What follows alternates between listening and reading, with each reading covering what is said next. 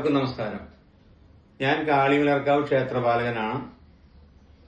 കേരളത്തിലെ നാമജപത്തിന് ഏറ്റവും പ്രാധാന്യം കൊടുത്തിട്ടുള്ള ഏക ക്ഷേത്രം കാളിവിളർക്കാവാണ്.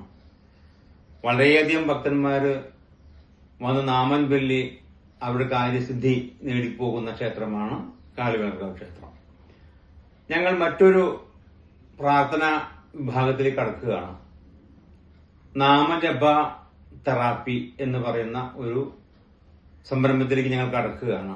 ശാരീരികമായും മാനസികമായും ഉയർച്ച ഉണ്ടാകുക എന്നുള്ളതാണ് ഞങ്ങളുടെ ലക്ഷ്യം.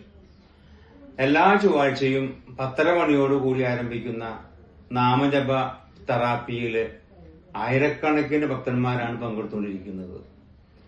കൊച്ചുകുട്ടികളൊക്കെ സ്കൂളിൽ പറഞ്ഞയച്ച് 10:30 മണിയോടുകൂടി കാളിവിളർക്കാവ് എത്തുകയാണെങ്കിൽ ആ നാമജപ തെറാപ്പിയിൽ പങ്കെടുക്കാവുന്നതാണ്.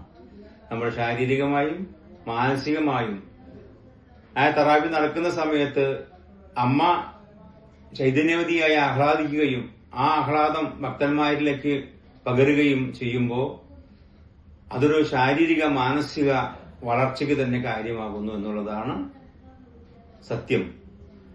എല്ലാ ഭക്തന്മാരും എല്ലാ ചൊവ്വാഴ്ചയും 10:30 മണിയോടുകൂടി നടക്കുന്ന തെറാപ്പിയിൽ പങ്കെടുക്കണമെന്ന് ഞാൻ അഭ്യർത്ഥിക്കുന്നു.